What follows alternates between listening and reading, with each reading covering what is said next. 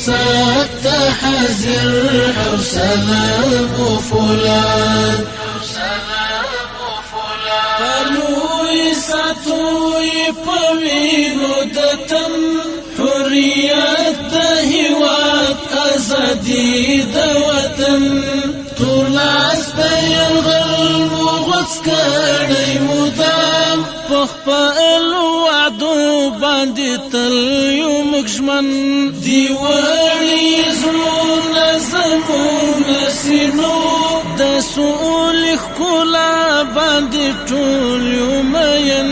د ژوند مزاني مو منلي ورته تړلی مو ځکه له سره کفن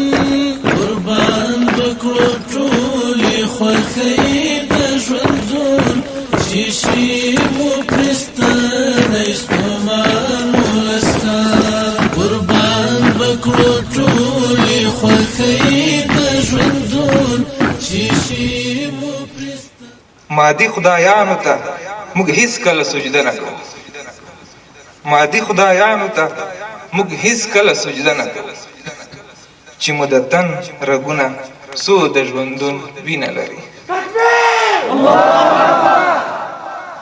محترمو وخت کم دی په لیدلو مو ډېر خوشحاله یو د ازادۍ رښتونی احساس کوو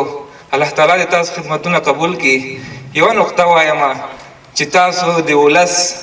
د ساتنې او د خوشحالۍ دپاره روزل شوي تاسو د ولس د ځورولو دپاره نه یې روزل شوي دا نقطه باید په پام کې وساتئ چې تاسو باید ولس ته خوښي او امن ور وبخئ